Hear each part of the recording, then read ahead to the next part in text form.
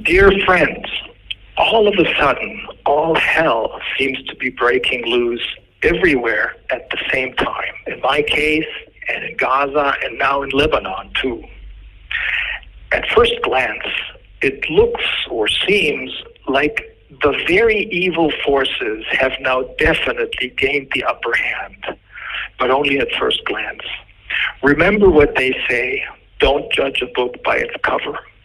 If you want to know what's really going on, you cannot just look at the cover. This is not only true for a book, but this is even more true for all the covers that the mainstream media and the politicians hide the truth behind.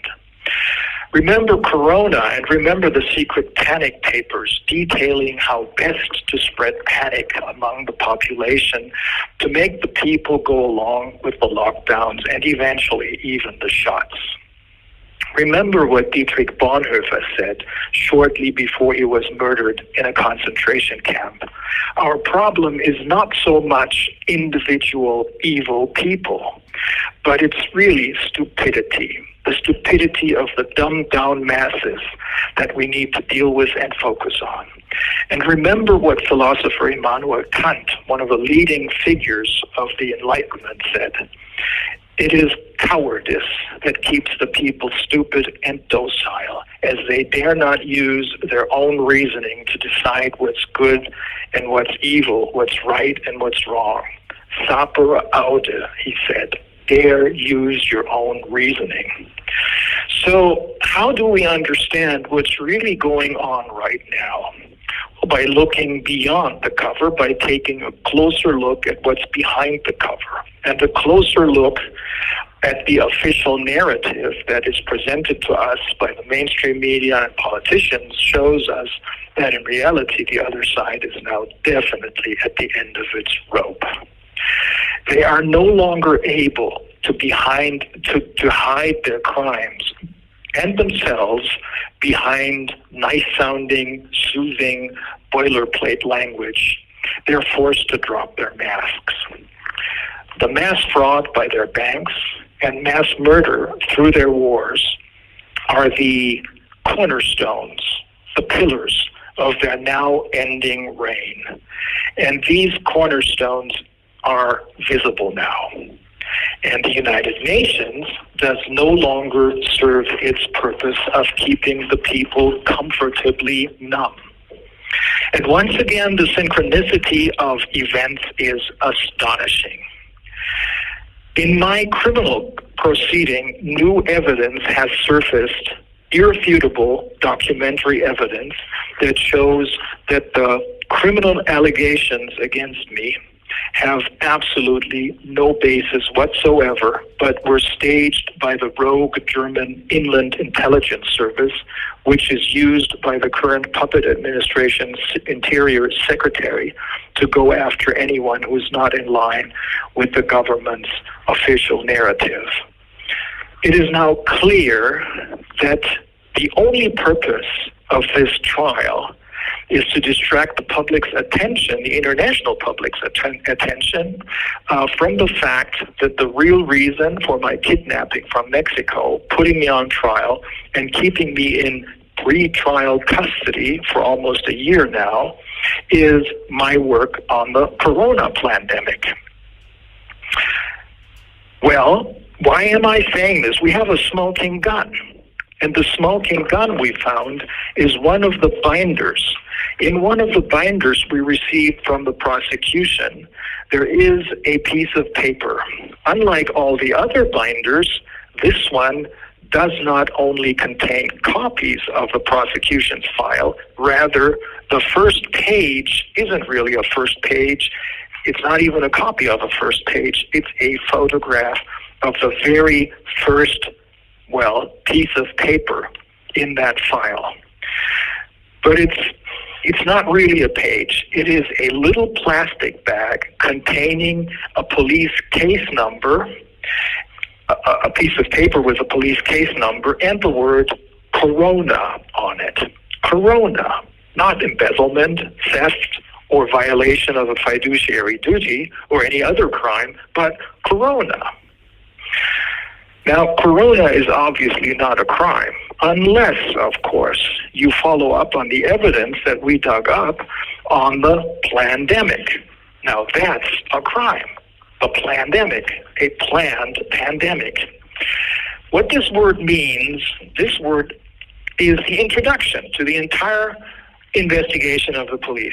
What this word means is that just as spelled out in the infamous dossier about me, the real reason for staging a criminal investigation against me is my work of exposing Corona as a staged pandemic, and our intent to use the information that we found as evidence in international trial to bring those to justice who are responsible.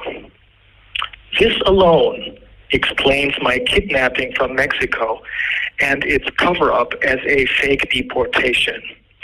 And this alone explains the courts and the prosecution's blatant acts of criminal obstruction of justice. Their almost desperate attempt to hide the truth, to keep the truth from coming out. But there's more. We now found additional documents describing the fake deportation, not as a deportation, but all of a sudden as an extradition, which of course it wasn't. That's fake too. And we found documentary evidence showing an experienced Berlin DA refusing to take the case and start a criminal investigation against me, because he finds that the allegations are can neither be qualified as a felony nor as a serious misdemeanor. And we found that the original DA, another senior DA in Göttingen, who had refused to even open a criminal investigation against me because she couldn't find any signs of criminal activity, was deliberately bypassed when the intelligence service tried for a second time to take me down. For that purpose, they had a young and inexperienced assistant DA transferred from Hanover to Göttingen so that he would do their bidding and follow their orders. And so that the originally acting senior district attorney would not throw the non-case out for a second time. Now, at the same time that these documents have surfaced, a brand new, highly disturbing documentary film on who and what is behind the genocide in Gaza, the occupied West Bank, and now Lebanon, produced by TRT, was shown on TRT. And another documentary and an excellent interview with a Jewish American appeared, which explains who runs the show in the United States and by extension in the EU.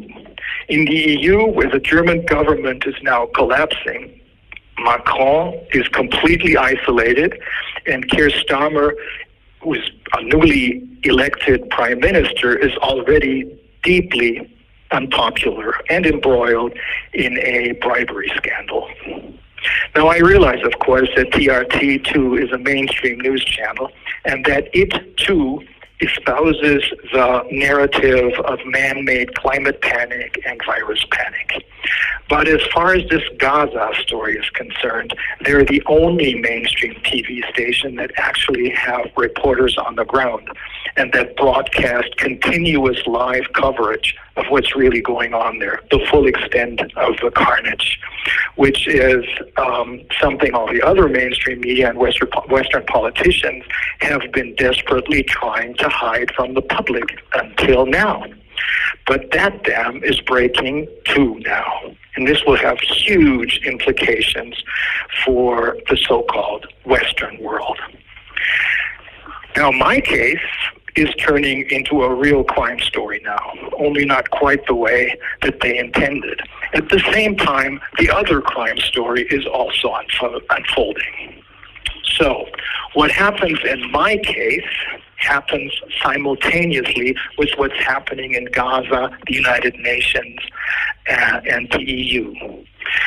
But I want to avoid confusion. I don't want to conflate the different scenarios with each other. I will therefore start with a statement on my quote-unquote case. This first statement will be the centerpiece of my closing argument in roughly 3 weeks from now, if it ever comes to that. Now, why am I saying this? I'm saying this because there's so much happening right now with Corona that might yet stop the other side dead in their tracks. For example, a brand new decision by a court in Germany, which came down on September the 3rd, says that a hospital's decision to shut out a nurse who wanted to come to work because she wasn't vaccinated was illegal. And the court comes to this conclusion based on the newly published RKI files that clearly show that the Corona measures were not based on scientific evidence, but on political orders coming from one of the World Economic Forum's young global leaders in this case. And the decision is also based on new, real scientific evidence showing that the shots didn't do what politicians claimed they did. They did not provide the person who got the shots with immunity. Neither did they stop a vaccinated person from infecting others. Now, this first statement on my case, quote-unquote case, will then be followed by a statement on the incredible events unfolding in Gaza, at the United Nations, and in the EU, with a focus on the impending implosion of first the German puppet government and then the EU. Well, the message I'm trying to say or to send is this: don't judge a book by its cover. Don't trust the cover story behind which the mainstream media and politicians are hiding the truth. Look behind the cover and decide for yourselves what is true and whom you can believe. And do what you can to spread the truth that leads to justice and then to peace. Remember Tom Wolfe's best-selling book, Bonfire of the Vanities? Well, this book is based on facts that are now playing out right before our eyes in real time. We'll see you soon.